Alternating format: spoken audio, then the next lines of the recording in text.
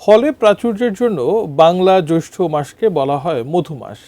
এ মাসে আম, জাম, কাঁঠাল ও লিচুর মতো অসংখ্য সুস্বাদু ও রসালো ফলে ভরে ওঠে প্রকৃতি। আর এসব রসালো ফল ও নিত্যপণ্যের বাজার দর কেমন তা জানবো সাইমুম জান্নাত প্রভা রিপোর্টে। রাজধানীর মানিক মিয়া এভিনিউয়ে কৃষকের বাজার। গ্রীষ্মের বিভিন্ন ফল ও নিত্যপণ্যের সমাহার এই বাজারে। তবে নিত্যপণ্যের পাশাপাশি গ্রীষ্মকালীন ফলের দামও বেশ চড়া বলে জানান এই বাজারের ক্রেতারা। দামটা একটু বেশি, কারণ এদের কাছে জিজ্ঞেস করলে এরা বলে এখন সময়টা সবজির not favourable for the cultivator. সবজির দামগুলো একটু তুলনামূলক বেশি মনে হচ্ছে, তো সরকারের উচিত এগুলোতে নজর দেওয়া, যাতে জিনিসের দামগুলো কমিয়ে রাখা যায়। যে খরচগুলো হয়, যেমন আপনার চাঁদাবাজি, অতিরিক্ত ট্রান্সপোর্ট খরচ, এগুলো যদি সরকার উদ্যোগ নিয়ে কমায় তাহলে আমার মনে হয় জিনিসের দাম কমে যাবে।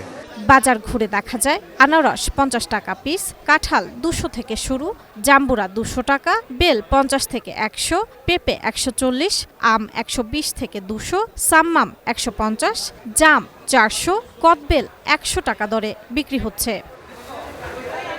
এদিকে সবজির মধ্যে করলা 80, ধুন্দুল, চিচিঙ্গা, শসা ও ঝিঙ্গা 60, ঢেঁড়স 50 থেকে 60, পটল 140, গাজর 70 থেকে 80,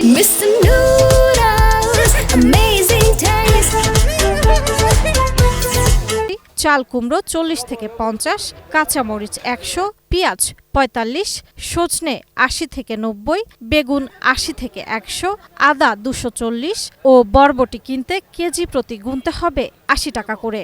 পরিবহন খরচ বৃদ্ধি এবং বিরূপ আবহাওয়ার কারণে মাছ, মাংস ও সবজি সহ সাধারণ মুদি পণ্যের দাম ঊর্ধ্বমুখী বলছেন বিক্রেতারা। আমদানিটা অনেকটা এখন কম, এখন যারা মাছটা করতো এরা বেশিরভাগ লোকই আপনার ওই গরুর ব্যবসায় গেছে। রাজধানীর আফতাবনগর কাঁচা বাজার ঘুরে দেখা যায় মাছের বাজারও চড়া। বনশ্রী কাঁচা বাজারে দেশি মুরগির দাম 800 টাকা, সোনালী 350, ব্রয়লার 190 টাকা প্রতি কেজি। তবে ঈদুল আজহার কারণে কয়েকদিনের মধ্যে মুরগির দাম কমতে পারে বলে জানান মুরগি বিক্রেতারা। আমাদের মনে হয় যে বেচাকিনিও আগের থেকে একটু কম, ক্রেতা নাই বলতে চলে। এটা বলতে পারবো না, এখন মনে হয় সামনে ঈদ, এই উপলক্ষে ক্রেতা কম। মৌসুমী ফলগুলো পুষ্টিগুণে ভরপুর এবং এগুলো ভিটামিন ও পানির ঘাটতি পূরণে ভূমিকা রাখে।